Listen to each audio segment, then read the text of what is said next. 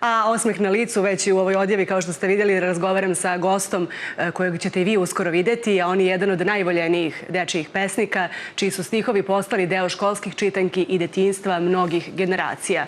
Njegove pesme su komponovane, nagrađivane na dečijim muzičkim festivalima, a osvajaju toplinom, humorom i snažnim porukama o prijateljstvu i odrastanju. Osnivač je Beogradskog festivala pisaca za decu Vitezovo proleće, kao i književnog časopisa Vitez, kroz koje decenijama neguje i podstiče savremeno dečije stvaralaštvo. U narednim minutima ja razgovaram sa Nedeljkom Popadićem, dečijim piscem, pesnikom. On je moj gost. Dobar dan, dobrodošli. Dobar dan, želim. Drago nam je što ste doneli ovu lepu energiju kroz vaše knjige i sve ono što ćemo od vas čuti, a najviše se tome vesele deca. I mnoge su se generacije zapravo radovale tom proleću, jer asocijacija na proleće, između ostalog, osim onoga što proleće samo po sebi kao godišnje doba krasi, jeste bilo i to Vitezovo proleće. Da li su se u stvari umeđu vremenu promenile u odnosu na vaše početke? Kakva je poezija danas? Kako je čitamo? Kako je doživljavamo? Da li nam fale možda neke drugačije aktivnosti, drugačiji susreti da bismo još više poeziju uslavili? Živimo u jednom novom vremenu, u vremenu kompjutera, interneta, 100 televizijskih kanala, mnogo portala i opšte je mišljenje da ljudi manje čitaju, da to što pročitaju bude na internetu, da vole kraće tekstove, ne duge, da se ne zamaraju, ali književnost uprkos svemu živi. Živi i književnost je besmrtna. Živeće uvek će se objavljivati knjige, pisat će se knjige i u stvari nema neke velike razlike. U svako doba donosi neke nove pisce i to dobre pisce, tako da idemo dalje. Koje godine je stiglo Vitezovo proleće? Književni časopis za decu Vitezi je osnovan 2001. godine, a Vitezovo proleće odmah godinu dana kasnije, od 2002. svake godine. Održavalo se 10-ak godina ovde u Sava centru, a inače naš festival putuje. Putuje u mnogim gradovima širom Srbije, nastupamo i u inostranstvu. To je jedna divna ekipa. U pitanju je Dušan Svilar, prvi glas pozorišta na Terazijama, naš najbolji tenor. Onda tu je sjajna Ivana Jordan, onda tu su pisci Todor Bjelkić, Gordana Stijačić. Gordana Stijačić je veoma brzo za nekoliko godina izrasla u našu najbolju savremenu pesnikinju. A gostovala nam je također na ovom mestu gde je... Jest, gledao sam, bila je odlična emisija. Hvala. Onda tu je Vladislav Perić, onda tu je Miodrag Stošić, tu je Mila Mutavđić, tu je Milica Ristić, tu je Jelena Bilić, nas jedno 20-ak pesnika i to bude jedan divan kolažni program, malo poezije, malo muzike, poezije, muzike. A to je vrlo uska veza u vašem slučaju, jer su mnoge pesme koje ste vi pisali komponovane, izvođene na nekim dečijim festivalima, dakle i dobile svoju tu drugi život, drugi oblik muzički. Inače, pre nego što budemo govorili o tome, ja bih voljela samo da pokažemo ovaj čuveni vitez koji vraća u neke stare dane nas nešto starije, koji smo ga u školskim danima imali na svojim klupama i nosili kući, nostalgično, a u isto vrijeme i danas dostupno roditeljima koji svojoj deci kupuju.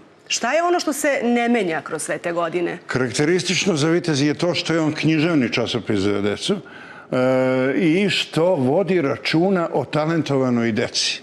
Mi raspisujemo konkurs u oblasti likovnog i literarnog stvaralaštva i dodeljujemo veliki broj nagrada deci iz svih krajeva Srbije.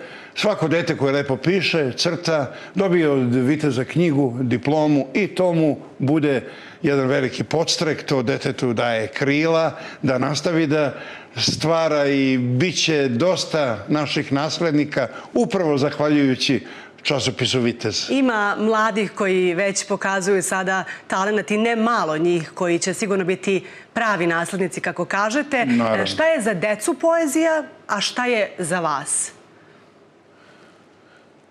Za decu je poezija nešto sa čim se sreću s vremena na vreme, jedna od mnogo životnih radosti. A za mene je život. Za mene je sve. Kada govorite o poeziji za decu, govorite koliko je važna, koliko uvodi u svet mašte, a mašta je bitna da bi se bolje učilo, saznavalo o svetu oko sebe. Koliko to čitanje doprinosi? Uvek volimo da u ovakvim razgovorima u emisiji roditeljima dodatno podvučemo, verujem da mnogi znaju koliko je bitno da oni čitaju deci kako bi im usadili naviku da to kasnije i sami rade. Uvek svaki roditelj može da izdvoji 5 minuta pre spavanja, da detetu pročita lepu priču, lepu pesmu. Tako su nekada radile naše bake. Međutim, kažem, u ovo vreme interneta, televizija, mnogi kažu da im je jako teško da uopšte uzmu detetu mobilni iz ruke, oni stalno drže mobilni. I sada mu kazati ostavi mobilni, a ja ću da ti čitam priču, to je malo teže, ali treba pokušati. Sigurno podvig. I siguran sam da ima takvih roditelja koji to rade. Podvig, svakako, nažalost što je tako, ali koji je savet da se što lakše taj telefon oduzme i da se pokaže šta su prioriteti? Da im se čitaju dobre pesme i dobre priče. Kada govorimo o dobrim pesmama, tu su svakako i one vaše, jedan ste od omiljenih dečijih pisaca kod nas. Da li možemo neku da čujemo? Neku pesmu? Ja sam rekla zašto glasam i pre ovog formalnog dela razgovora, ali vi možete i po svom izboru, možemo i više. Svejedno, naravno. Pa evo, na primer, prvo što moram da kažem da trudim se kao pesnik i kao čovek koji vodi časopis za decu, da se tako izrazim, da srušim granicu između poezije za decu i poezije za odrasle. Deca su danas mnogo pametnija nego što smo mi bili i ne treba im pisati samo o kucama, macama, leptirićima, već tu mogu da dođu u obzir ozbiljne životne teme. Naprimjer, nekada pesma Desanke Maksimović, Strepnja, nemoj mi prići, hoću izdaleka da volim ženu. Ona je bila u antologijama za odrasle, a danas se ta pesma može naći u antologijama poezije za decu. Tako da evo jedne pesme, sada da li je za decu ili za odrasle, da vidimo, na primjer, pesma se zove Na semaforu, ciganče prosi, to mu je dato. Ne tražim mnogo, srebro ni zlato. Na semaforu svakoga dana pronađem dinar pored volana i ciganče se nasmeši sneno. I već mi trube, vozi zeleno. Ciganče vikne, već iz daleka, hvala i srećno. A noć me čeka, setim se onda koliko sam dao. Nekom ko nije smešice znao, dok sam po trnju grabio pravo. Često mi nisu rekli ni zdravo, razmišljam dok me mašina nosi. Pa svako od nas ponekad prosi, znao sam i ja grešan da krećem, da prosim ljubav pažnjom i cvećem i često što sam od sebe krio, ponekad kupljen i ja sam bio, rugaju mi se ta svetla žuta. Gradova pored autoputa, pa ciganče mi u celoj priči na oličenje poštenja liči. Najpoštenije stati kraj mosta, molim vas dinar, hvala i dosta. I tako eto, svakoga dana nađem bar dinar pored volana s malo metala, pokreta laka, izmamim osmeh jednog dečaka i nikad ne znam kada bih stao da li dobio sam ili sam dao.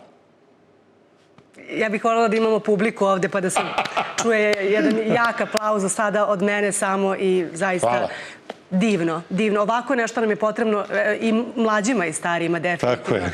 Ne mogu sada da ne nastavimo u istom smeru. Najlepše nam ide kada se tako razumemo kroz poeziju. Dobro, hoćemo da vidimo šta je to Hajde da vidimo šta je to kuća, šta je to dom. Može. Dom nisu tapete, ni tepisi lepi. Dom je kad za tebe neko brine, strepi. Dom nisu roletne, ni zidovi goli. Dom je kad ti neko šapne da te voli. Dom nisu fotelje, ni biblioteka. Dom je kad te neko pun ljubavi čeka. A ko ti to može takvu nežnost dati? Jedina na svetu, samo dobra mati. Videli smo šta je dom, a da vidimo sada šta je... Ali mogu da vas ja prekinem sada da bih ti dala jedan uvod u pesmu koja je postala žargonski rečeno viralna ili ti poznata na društvenim mrežama, Neki te ne vole ljudi. Čuli smo i u interpretaciji jednog dečaka koji je postao vrlo popularan s tom pesmom i nije jedini, naravno, sve više se širi upravo to interesovanje za tu pesmu. Prije nego što je budete kazivali ili recitovali, voljela bih da mi objasnite šta dovede upravo do slave, tako reći, jedne takve pesme. Da. I to evo možemo da pričamo i na primjeru mnogih velikana pesnika. Znači, da bi pesma bila dobra, napišeš ono što zaista osjećaš, ono što zaista misliš. Iskrenost dovodi do pobede, a to mnogi ljudi ne znaju. I ja nisam očekivao da će ova pesma doživjeti toliku popularnost. Da vidimo šta je obraz. Šta je obraz? On se ne uči, on se ne stiče, to nije ispit koji spremaš, on se ne pere, ne pozajmljuje, ili ga imaš ili ga nemaš. Tvoja je slika, on te odaje, slika je majke i oca tvog, ne kupuje se i ne prodaje, ili te ga da, ili ne da Bog. Kad se izgubi, ne vraća se, nekom nagrada, a nekom kazna. Poneko tako bez njega živi, a da ga nema i ne sazna, on se ne uči. On se ne stiče, to nije ispit koji spremaš, on se ne pere, ne pozajmljuje, ili ga imaš, ili ga nemaš.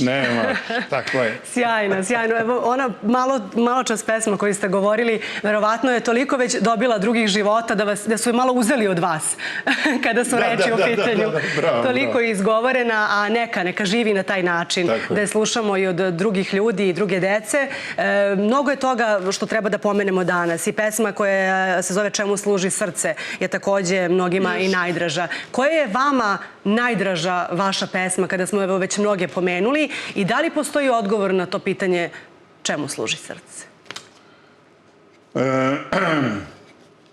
Ja mislim da je pesma Čemu služi srce i bila i u čitankama. To je pesma koja je meni posebno ovako draga i eto mogu da je izgovorim. Srce služi da se sanja, srce služi da se setiš, srce služi da se druži i kad padaš da poletiš. Dok ga imaš i ti traješ, srcu ništa nije slično. Srce imaš da ga daješ i poklanjaš nesebično. Srce služi da svet gradiš i priznanje drugom odaš. Srcu svašta smeš da radiš, samo ne smeš da ga prodaš. Moraš napred i kad boli, kad njegove vatre plamte. Zbog srca te neko voli, po srcu te ljudi pamte. Srce služi da se bori, na nedaću da se svikne. Srce može da izgori, ali iz praha i da nikne. Sjajno. Zaista uživanje. Mogli bismo ceo razgovor da posvetimo recitovanju, ali da evo pomenemo i to kada ste rekli mnoge su pesme završile, to jest ova u čitankama, a i mnoge druge, to sam htela reći. Sigurno je čast i kako onda kada znate da postoji taj put kojim vaši stihovi stižu do najmlađih, dolaze. Kakav je osjećaj da znate da na neki način gradite i njihovo obrazovanje, pa i vaspitanje koje može da se dobije kroz neku plemenitost? To je velika obaveza što su piscu knjige čitanije, što je on popularniji, to na sebe preuzima veći teret. Mora da vodi računa onome što piše, ne sme da objavljuje svašta. Ima mnogo pisaca kojima je važan broj knjiga i broj pesama, a nije stvar u kvantitetu. Znamo da je još Milan Rakić je napisao samo 50 pesama, pa je jedan od najvećih srpskih pesnika svih vremena. Znači, nije stvar u kvantitetu. Čovjek mora da vodi računa o onome što piše, ne sme da objavljuje svašta. Kakav je osjećaj, osim ovoga što ste sada rekli, da budete u jednoj antologiji, knjiga koja je tu, mogu reći, okupila na svojim stranicama poeziju Zmaja, Radovića, Antića, Erića i vašu? Sigurno čast i zadovoljstvo. Velika čast i tu sam doživeo veliko priznanje. Književni kritičar Ljubomir Ćorelić napravio tu knjigu, gde sam ja, eto, peti. Bilo je, dok je Dobrica bio živ, govorili smo najmlađi, a sada u stvari jedini živ. I to je još veća obaveza i još veći teret, tako da od 10 pesama koje napišem, ja 9 bacim u korpu za otpatke, a samo jedna preživi, a osjećaj je zaista lep. Možemo li evo da predstavimo malo i tu knjigu, da evo ja ću zapravo da je približim sebi, da nam kažete, evo možete vi šta sve tu može da se vidi, koje su to probrane pesme? Ovde je najlepših 20 pesama Čika Jove Zmaja, 20 najlepših pesama Duška Radovića, 20 Mike Antića, 20 Erića, 20 mojih i dakle 100 pesama koje čine nečije detinjstvo i knjiga koju zaista treba da ima svaka biblioteka. Čine te pesme nečije detinjstvo, onda nekoga inspirišu i da piše kada su deca u pitanju. Vi ste malo čas spomenuli da Vitez upravo objavljujete literarne i likovne konkurse i da dakle, se crta i da se piše. Šta kažu tu neki rezultati ili eto da ono što je presek stanja kada svi oni stignu, koliko i vas to na neki način dodatno motiviše kada vidite kako deca stvaraju, a koliko njima znači kao jedna vrsta potpore da time možda i nastave da se bave, dakle na nekim radionicama, školicama, pisanja, crtanja. Verovali ili ne, ali nama stigne u toku godine više od 10.000 radova. Više od 10.000 radova. I tu su pisci u redakciji, Rade Đergović, Sanja Radojković, oni pregledaju te njihove radove, šta može da se objavi, šta ne. I to je ogroman posao. Pregledati sve te radove, treba pročitati 10.000 pesama koje pišu deca i svih delova Srbije i mi ih uvek nagradimo u maju mesecu pred kraj školske godine. Dobiju nagrade, poklone i tako. Ali vi kažete u Srbiji, međutim, Vitez je prisutan i u dijaspori i to je važno da se zna da može da stigne i na neke druge adrese naše dece koje nisu u zemlji. Znam da se Vitez čita u Trstu, u Vićenci, u Beču, u Budimpešti. Imamo saradnju sa dijasporom, mada bi mogla da bude bolja. Mogla bi da bude bolja. A i ponekad objavimo i rad nekog deteta iz dijaspore. Eto, neka ta saradnja bude još jača jer zaslužujete to i da se stigne na što više adresa. A osim toga, evo za sam kraj, šta bi još mogli da budu planovi? Da li je misija ista, a to je da se do dece i njihovih srca stiže na pravi način? Naravno. Koji su to još poduhvati možda? Ovom prilikom pozivam decu da nam šalju svoje radove. Književni časopis za decu Vitez, poštanski faks 132 11.070 Novi Beograd. I mi ćemo s radošću pogledati to što oni pišu, to što oni crtaju. Vitez se ne menja iz godine u godinu. Književnost, poezija, proza, da se ponešto nauči iz svakog predmeta u školi i tako. Neka tako i ostane.